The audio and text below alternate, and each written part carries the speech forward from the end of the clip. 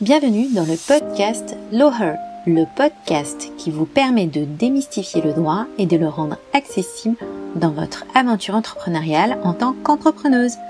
Parce que dans Loher, on pense que le droit et l'avocat doivent être les alliés de la réussite entrepreneuriale des femmes.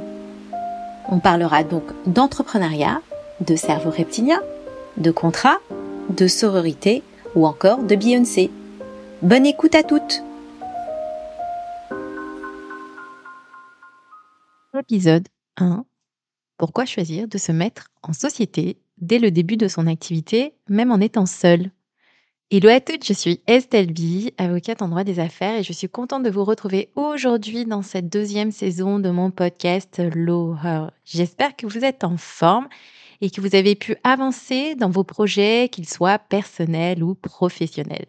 Je suis en tous les cas contente de vous retrouver car je vous réserve pas mal de surprises pour cette nouvelle saison. Je vous retrouve donc aujourd'hui sur cet épisode pour vous parler de votre statut juridique lorsque vous décidez de vous lancer toute seule. Parce que pour en discuter régulièrement avec les entrepreneuses, je sais que c'est un véritable parcours du combattant pour vous, entrepreneuses, de faire le bon choix en termes de statut. C'est vrai qu'il peut être légitime de se poser la question, car en étant seul, vous avez le choix soit entre le statut de l'entreprise individuelle, donc le plus souvent sous la forme de la micro-entreprise slash auto-entreprise, parce que micro-entreprise et auto-entreprise veut dire la même chose, ou bien celui de la société. Car ce qu'il faut savoir, c'est que depuis très longtemps, il est tout à fait possible de se mettre en société, même en étant seul. Donc j'essaierai aujourd'hui de vous expliquer dans l'épisode quels sont les principaux avantages de se mettre tout de suite en société. Cela vous permettra de comprendre les raisons qui pourraient vous pousser à choisir tout de suite la création d'une société pour votre activité. Et ce, même si les conseillers Pôle emploi ont tendance à vous conseiller de vous mettre en micro-entreprise slash auto-entreprise. Ensuite, je vous expliquerai en quoi cette question du choix de statut, c'est-à-dire micro-entreprise ou société, a souvent un lien très fort avec la vision que vous avez de votre activité. Mais avant d'entrer dans le vif du sujet, et parce que je sais que certaines d'entre vous qui m'écoutez se sont déjà lancées ou ont déjà choisi leur statut, j'aimerais vous préciser qu'il n'y a en réalité pas de bon ou de mauvais statut juridique à partir du moment où votre statut a été choisi en connaissance de cause. On choisit le mauvais statut si vous choisissez quelque chose par défaut sans avoir pris la peine de vous informer auprès des bonnes personnes. Donc, si à la fin de cet épisode, vous vous rendez compte que, compte tenu de ce que je vous aurais expliqué, que vous avez l'impression d'avoir choisi le mauvais statut, surtout ne paniquez pas parce qu'il n'y a jamais rien de figé en droit. Vous pouvez très bien changer de statut si vous êtes convaincu que le statut actuel que vous avez choisi n'est plus adapté à votre fonctionnement. Donc, sans plus tarder, rentrons tout de suite dans le vif du sujet. Donc, quels sont les principaux avantages lorsque vous vous mettez directement en société ?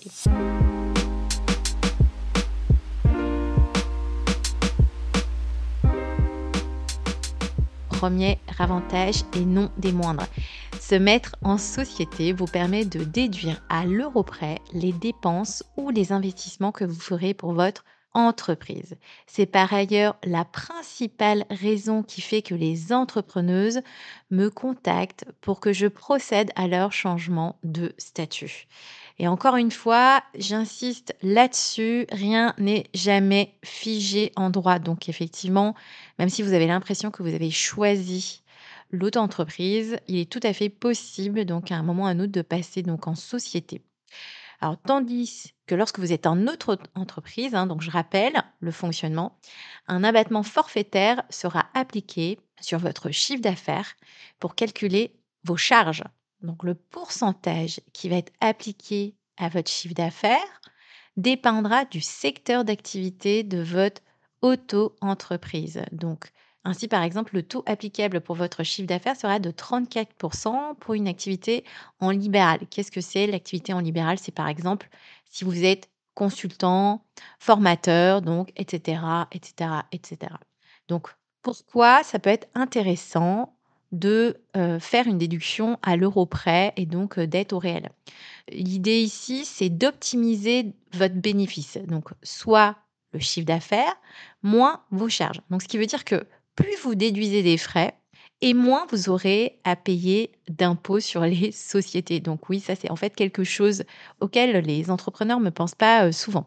Donc attention, s'agissant de cette déduction de vos frais réels, de vos charges, il faut toujours que ce soit dans la limite de ce qui est admis par l'administration fiscale parce que tout n'est pas déductible, évidemment. Donc, il faut partir du postulat, donc ça c'est vraiment l'idée à retenir, que plus vous déduisez de charges et plus ça sera avantageux pour vous en termes d'impôt sur les sociétés. Donc, pour choisir le statut le plus intéressant pour vous sur ce point-là, notamment sur la question des chiffres, je vous recommande d'établir un prévisionnel à la fois de vos dépenses et de votre chiffre d'affaires pour vérifier si les charges réelles ne dépasseraient pas le montant des charges correspondant à l'abattement forfaitaire. Donc je sais que ça peut être un peu compliqué pour vous, donc notamment par rapport au prévisionnel de votre chiffre d'affaires, parce que l'idée ici aussi, c'est de se dire que vous allez réussir donc à générer du chiffre, mais c'est un exercice obligatoire que je vous recommande vraiment de faire pour pouvoir établir ce prévisionnel. En effet, souvent, si vous êtes sûr de réaliser des dépenses ou des investissements importants, il est fort probable que l'abattement forfaitaire sera moins avantageux pour vous.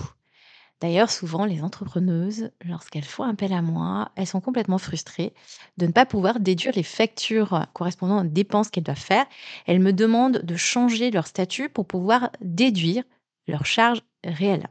Donc, pour vous aider à calculer votre prévisionnel, je vous fais un petit récap des dépenses qui peuvent rentrer dans les charges déductibles du chiffre d'affaires si vous êtes en société. Donc, et je pense que vous allez vous retrouver dans l'ensemble des frais que je vais vous énumérer. Donc, c'est par exemple les frais de coaching ou encore de formation, les frais de prestataire de services qui vous aident dans la mise en place de votre business, soit par exemple l'accompagnement juridique par un avocat, les frais comptables par un expert comptable, les frais du graphiste ou encore du web designer ou bien encore les frais donc de montage de podcast. Par exemple, tout ça constitue des frais qui peuvent être déduits de votre chiffre d'affaires. Votre rémunération, parce que oui, souvent les entrepreneuses donc peuvent oublier de se payer en début d'activité et du coup, elles ne vont pas forcément réfléchir, vous n'allez pas forcément réfléchir à votre rémunération. Mais ce qu'il ne faut pas oublier, c'est que dans un fonctionnement en société, la rémunération que vous versez donc au titre de votre activité, au titre de votre mandat donc de président ou de gérant de votre société, ce sont des rémunérations qui font partie des charges déductibles. Donc ce qui peut être intéressant encore une fois, donc de déduire un maximum de charges. Vous avez également les frais de location, de coworking ou encore le matériel nécessaire au fonctionnement de votre activité, type votre ordinateur, iMac, iPad, les écrans, les imprimantes, etc., etc., etc. Donc, à mon sens, se mettre en société permet de se dire que les dépenses et investissements valent le coup parce que, un, vous déduisez des charges sur votre chiffre d'affaires et surtout, deux, ça va vous permettre psychologiquement d'avoir moins de freins lorsque vous investissez comme vous déduisez l'ensemble de ces dépenses. Or, et si vous ne le saviez pas, c'est souvent en investissant sur vous, sur votre entreprise, que vous arriverez à faire grandir et à faire développer votre activité. Alors, j'ai souvent l'impression que ça a un rapport avec la notion d'abondance. Donc, oui, c'est des choses, en fait, la notion d'abondance, hein. Si vous ne savez pas ce que c'est, je vous invite en fait à aller écouter des podcasts là-dessus parce que vous avez un grand nombre de coachs qui ont déjà fait des épisodes donc relatifs à l'abondance. Et c'est quoi l'abondance? C'est le fait de donner, car je sais qu'en donnant, je sais que je vais récolter un moment ou un autre le multiple de ce que j'ai pu donner. Donc, pour résumer, pour déterminer si l'auto-entreprise ou la société est plus intéressante pour vous, c'est la question des charges déductibles qu'il faudra scruter. Donc, je récapitule, il sera donc nécessaire de faire un prévisionnel de vos dépenses et investissements que vous envisagez de faire pour votre activité. Donc, de faire également un prévisionnel de votre chiffre d'affaires et de comparer donc le montant de vos dépenses et investissements envisagés à celui correspondant au montant de l'abattement forfaitaire applicable si vous étiez en auto-entreprise. Alors, deuxième avantage et non des moindres. Donc, créer une société vous protège des dettes que vous contracterez dans le cadre de votre activité. Parce qu'en créant une SASU ou bien une EURL, vous séparez d'une manière stricte votre patrimoine personnel et celui de votre société. Alors, je veux bien que l'entrepreneuriat soit synonyme de risque, donc c'est un peu la vision que nous, on a en France de l'entrepreneuriat. Mais a priori, il existe quand même pas mal de garde-fous et de moyens intéressants pour vous protéger au mieux et la société, créer une société, c'est vraiment une des solutions les plus utilisées donc dans le monde de l'entrepreneuriat pour pouvoir bien vous protéger. Alors, c'est pour ça que je vous encourage vivement à aller discuter avec des experts sur le sujet, que ce soit donc avec un avocat. Donc, l'avocat pourra même vous faire en fait une consultation sur, par exemple, votre régime matrimonial. Donc, parce qu'en fait, si vous ne le saviez pas, il y a quand même une incidence. Donc, si vous avez fait un contrat de mariage, pas de contrat de mariage, donc sur justement la protection de votre patrimoine par rapport à votre activité d'entrepreneur. Donc, vous pouvez également donc discuter de ces différents sujets avec votre futur expert comptable qui est lui un professionnel du chiffre qui va pouvoir vous aider pour comprendre le fonctionnement et en quoi il y a une protection de votre patrimoine personnel par rapport à vos dettes professionnelles. Donc, ce n'est pas en restant dans un coin et à surfer sur n'importe quel site que vous serez rassuré par les réponses que vous trouverez sur ces sites. Donc, je vais encore adopter un. N'hésitez pas à vous faire aider parce que souvent, en fait, en payant en consultation, cette consultation va vous permettre de prendre les décisions qui seront fondamentales pour faire en sorte que votre activité marche et puisse être pérenne.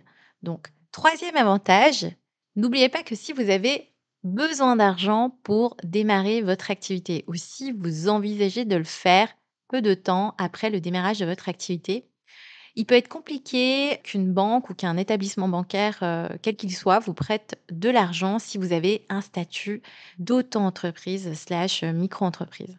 Et ça, en fait, c'est vraiment quelque chose que souvent les entrepreneurs oublient lorsqu'ils décident de lancer leur activité. Parce qu'en fait, il y a des critères qui sont imposés, aux banques dans le cadre donc de l'octroi d'un prêt. En fait, elles ne vont prendre en compte que des ratios financiers qui se calculent sur la base donc de documents comptables, donc des comptes de résultats et des bilans comptables. Donc tout ça, pour vous dire que si vous n'avez pas tout cela, ça sera peut-être compliqué pour vous d'obtenir un prêt bancaire pour pouvoir, lancer de manière, sereine votre activité et souvent ce qu'il faut savoir, c'est que le financement est vraiment un effet de levier important pour faire en sorte que votre activité marche. Donc au-delà, de tous ces avantages que j'ai pu énumérer plus haut et qui sont relativement objectifs, je me rends compte que, en fait, ce choix épineux que peut constituer le choix du statut juridique est souvent lié à la vision que vous avez de votre entreprise. Et c'est souvent, en fait, votre vision à vous qui va faire en sorte que vous allez choisir tel ou tel statut. Je vais vous donner en fait 2 hypothèses. Donc, si par exemple, vous vous dites que vous allez monter votre activité pour voir, pour tester, pour, sentir le marché, pour voir, comment vous gérez. En fait, vous serez dans une vision à court terme, donc court-termiste. Et en fait, l'auto-entreprise vous paraîtra plus adaptée parce qu'en fait, vous aurez encore un pied dans votre ancien statut, donc de salarié, de fonctionnaire ou autre, peu importe. Et en réalité, parce que comme les formalités sont facilitées au niveau de l'auto-entrepreneuriat, vous n'allez pas vous mettre dans une posture donc d'entrepreneur et vous forcer en fait à comprendre comment fonctionne par exemple une société, comment fonctionne en fait la question de la gestion d'entreprise. Donc voilà. Autre hypothèse, donc si par exemple vous vous dites que vous allez quitter votre job pour créer une activité en adéquation avec vos valeurs parce que vous ne vous retrouvez plus dans votre job actuel, en fait, vous êtes dans une vision à long terme. Et en fait, dans votre tête, vous êtes déjà parti de votre job, de votre boulot.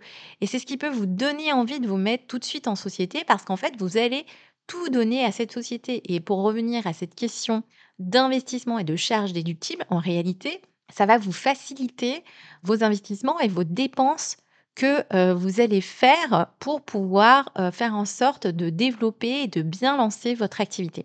Alors sur cette question de la vision que vous avez de votre entreprise et plus particulièrement de votre mindset, alors ce que je peux vous conseiller, c'est d'aller écouter l'épisode 2 de la première saison parce qu'en fait, c'est un épisode que moi, j'ai eu beaucoup de plaisir à faire parce que je parle de Beyoncé, voilà, donc parce qu'en fait, voilà, vous visualisez bien Beyoncé, elle a un mindset de fou et en fait, je suis sûre que cet épisode vous donnera encore d'autres pistes intéressantes pour pouvoir bien choisir votre statut. Et pour aller encore plus loin, je vous invite à télécharger le e-book gratuit que j'ai préparé pour vous, notamment sur les questions auxquelles vous pouvez répondre. En fait, c'est un workbook juridique sur lequel vous allez pouvoir travailler. Il aborde les vraies questions auxquelles il faut réfléchir dans le cadre de votre activité pour pouvoir choisir le meilleur des statuts, c'est-à-dire le statut qui vous permettra donc d'entreprendre de manière sereine et qui vous correspondra le plus. Je vous mettrai le lien du e-book à télécharger dans le descriptif de l'épisode pour que vous puissiez donc vous de votre côté réfléchir à ce choix de statut. Donc, j'espère que cet épisode vous aura aidé à prendre conscience de la méthode pour choisir votre statut.